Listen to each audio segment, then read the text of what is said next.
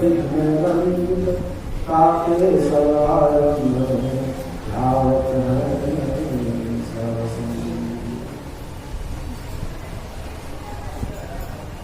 धर्मानुरागी सत्संग प्रेमियों, सद्गुरु विचारू भक्तों, भक्तिमती माता एवं बहनों, पंच दिवसीय सद्गुरु कवि सत्संग सद्ज्ञान यज्ञ सद्गुरु कवि निकेतन भैरवगंज सिवनी मध्य प्रदेश के इस प्रांगण में मंच पर विराजे आचार्य व्यक्ति कवि धर्मस्थान खसिया के परम पूज्य धर्माधिकारी साहिब के पावन चरणों में सेवा शाही बंदगी प्रेषित करते हुए मंच पर विराजे कबीर आश्रम बाबागंज जौनपुर उत्तर प्रदेश से पधारे महंत श्री शास्त्री साहिब, आचार्य गति खसिया के पुजारी महंत घनश्याम साहब जी एवं कबीर आश्रम अर्शनारा के परम पूज्य महंत श्री श्री राम साहब जी एवं समस्त गायक मंडलीगण,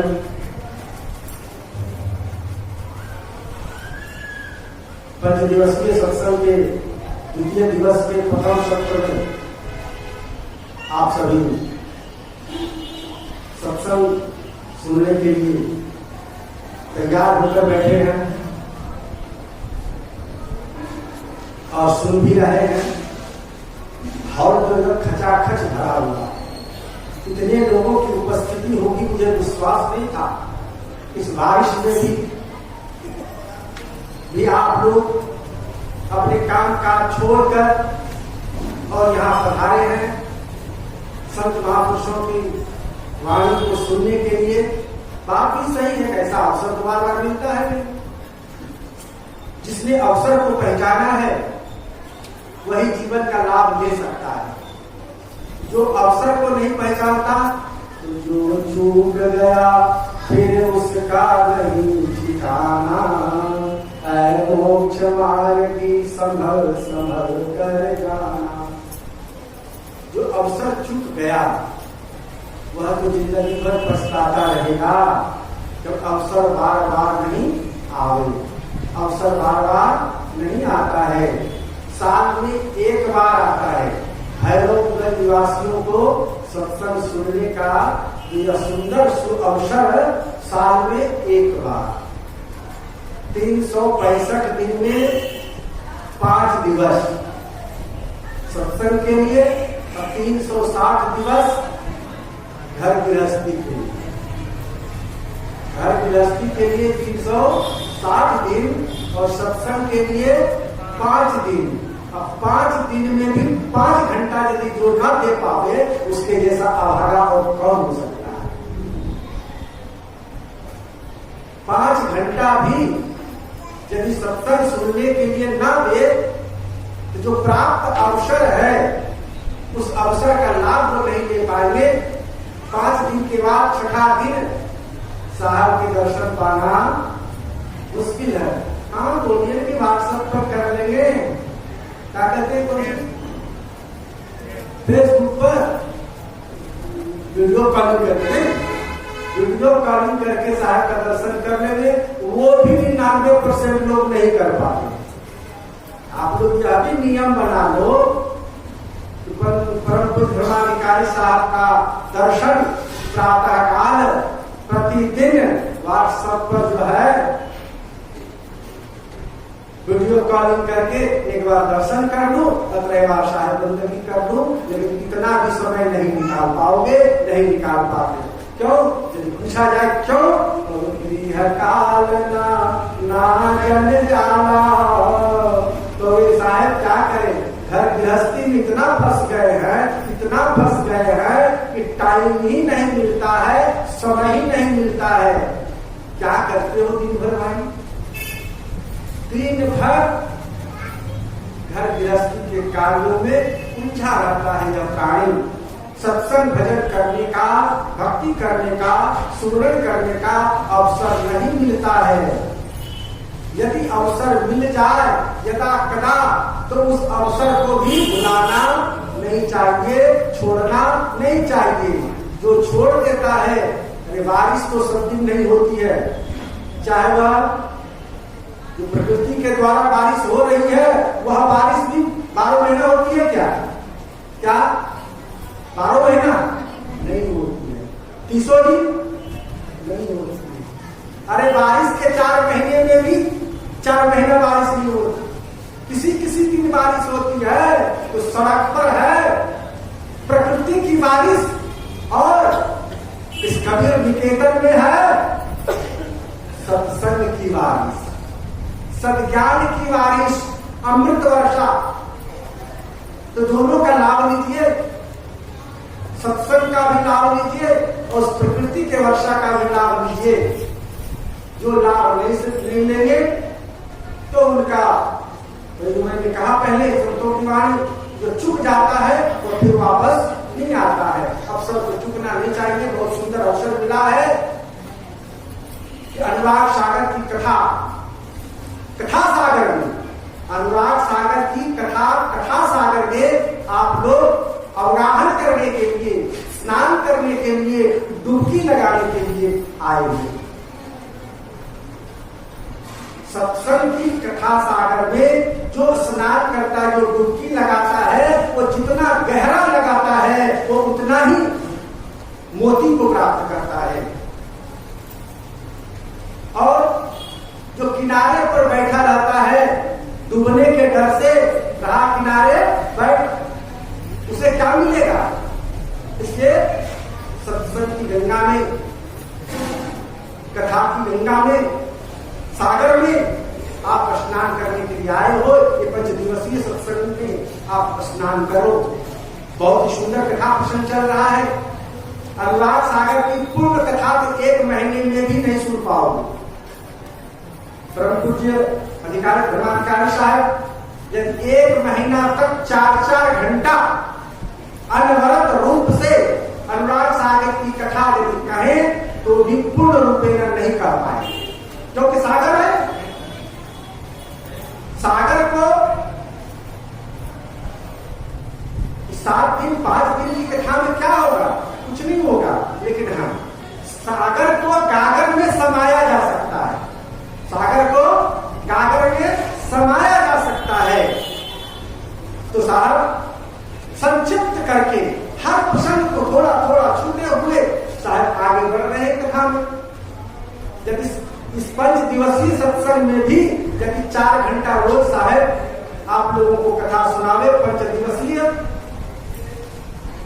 अनुराग सागर कथा, लोग तो उतने ही आएंगे। चाहे आप बाहर को भी प्रचार बना दीजिए तो भी लोग इतना ही आएंगे जितने आप लोग हैं, जितने श्रोता हैं, जो सत्संग प्रेमी है, जो गुरु प्रेमी है, कथा प्रेमी है, वही तो आएंगे ना। जनरल लोग नहीं आएंगे। रास्ता चलते हुए सुन लेंगे, कान में आवाज चली जाए, हाँ यहाँ कथा हो रहा है, 10 मिनट गेट पर आके खड़े हो सुन, बड़ा अच्छा कह रहे थे, बड़ा सुंदर कह रहे थे, बस। लेकिन जो यहाँ बैठ करके श्रोता वक्ता के तरह, श्रोता बन करके वक्ता के सामने यदि श्रवण करते हैं, उस श्रवण का लाभ व्यक्ति को मिलता है। तो कहा गया है आत्मा वाले श्रोतव्य मंतव्य निधिध्यास्तव्य।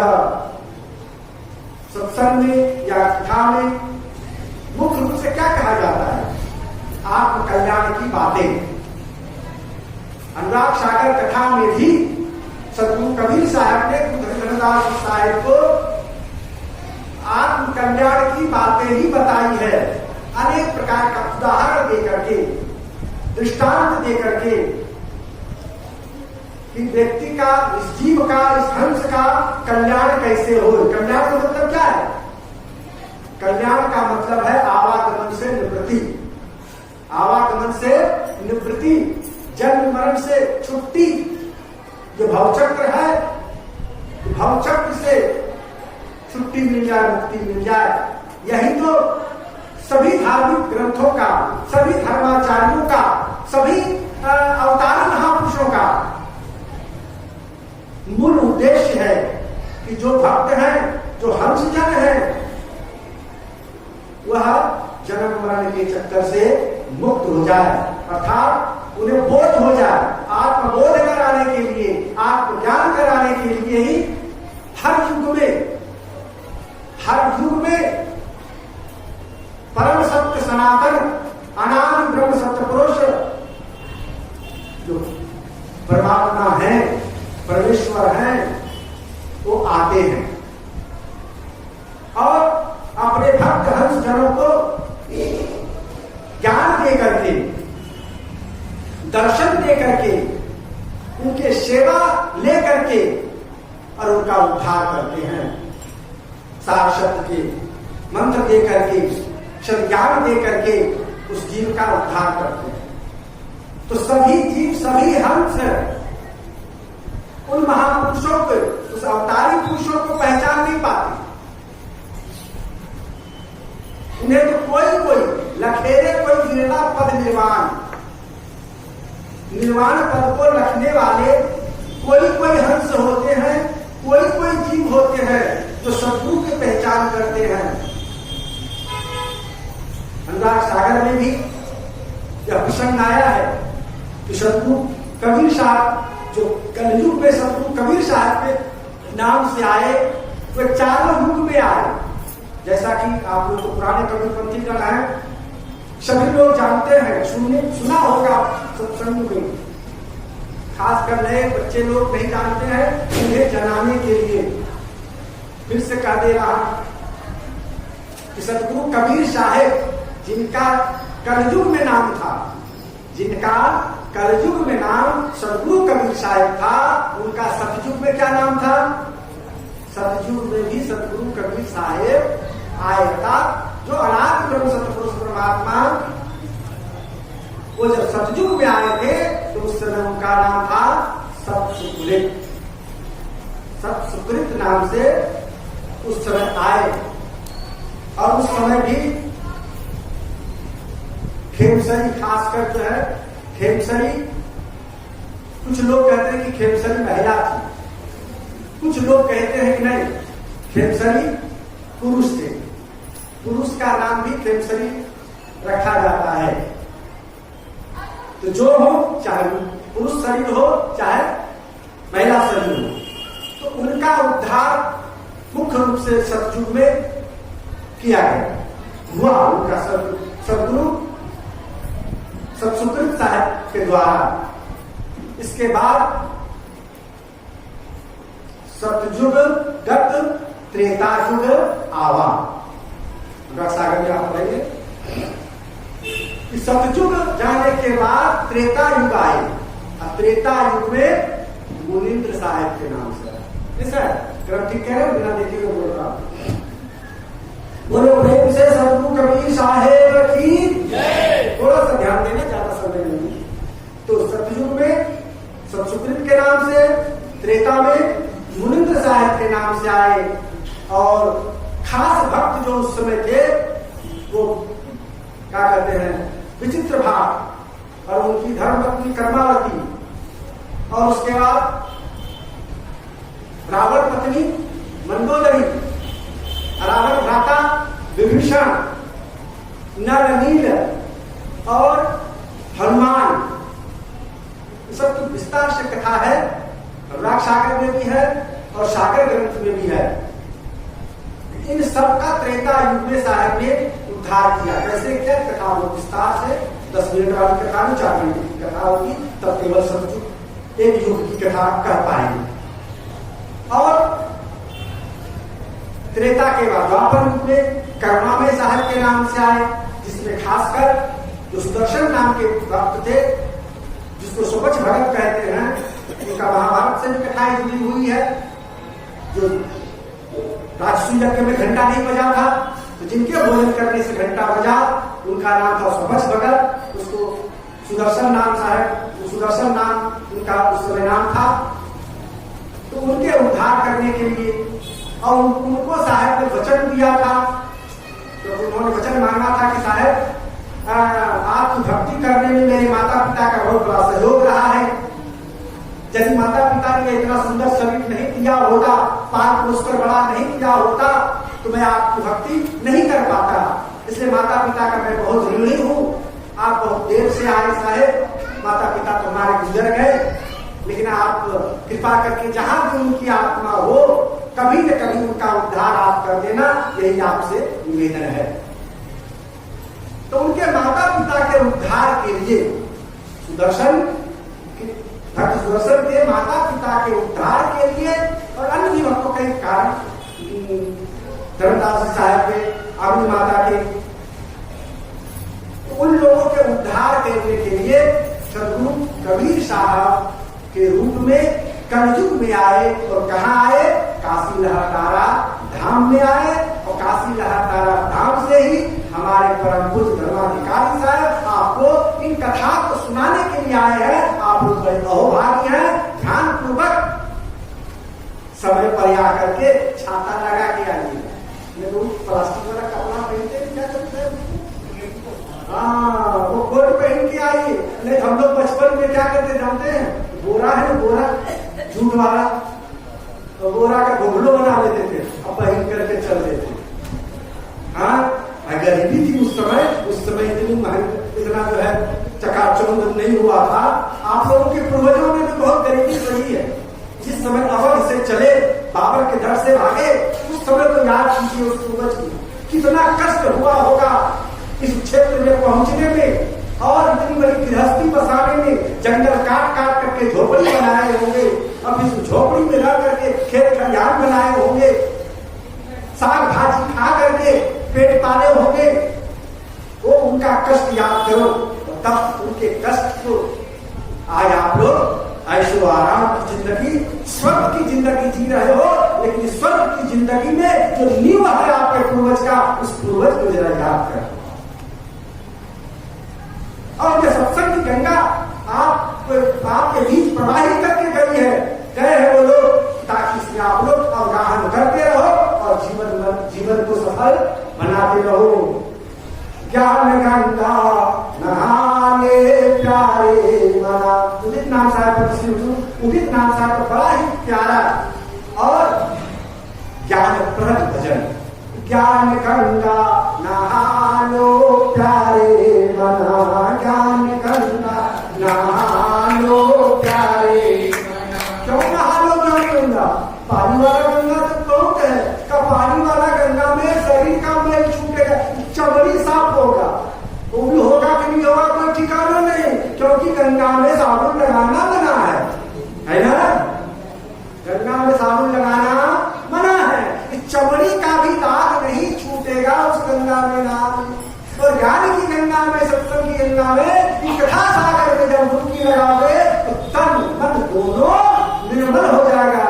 ज्ञान गंगा नहालो प्यारे मना, ज्ञान गंगा नहालो प्यारे मना, ऐ मन का चूल्हा ले प्यारे मना, ऐ मन का चूल्हा